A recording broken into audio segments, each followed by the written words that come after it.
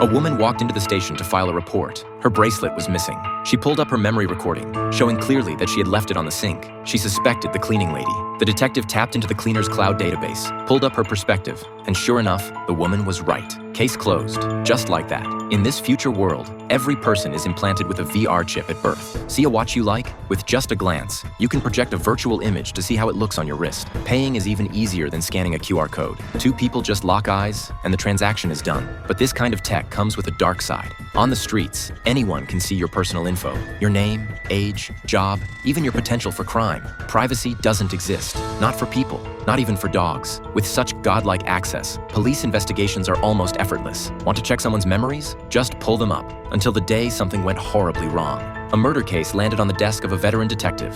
As usual, he opened the victim's final memory log. There should have been a clear shot of the killer's face, but suddenly, interference scrambled the feed. The perspective switched from the victim's eyes to the killer's. At the moment of death, the victim hadn't seen their murderer. They had seen themselves, terrified. Just before the gunshot cut the memory short, the killer had hacked the system, altering the victim's final recording before pulling the trigger. And this wasn't an isolated case. Murders kept piling up, each one the same. The victim's memories hijacked, the killers leaving behind no trace. With no leads, the chief remembered something strange from just days earlier. He'd passed a young woman on the street whose data readout glitched. Unknown error. He dismissed it as a system bug at the time. Later that night, he tried to replay the encounter, only to find the file had been erased. Checking other bystanders' views, he realized those too had been tampered with. This woman was no glitch. She was a suspect. But before he could act, two more bodies turned up. The chief rushed to the scene and heard footsteps racing below. He chased the suspect all the way to the subway. She turned, fired a shot, and his vision flickered. Stumbling, he lost his footing and tumbled down the stairs. When he dragged himself into the station, the passengers looked vacant,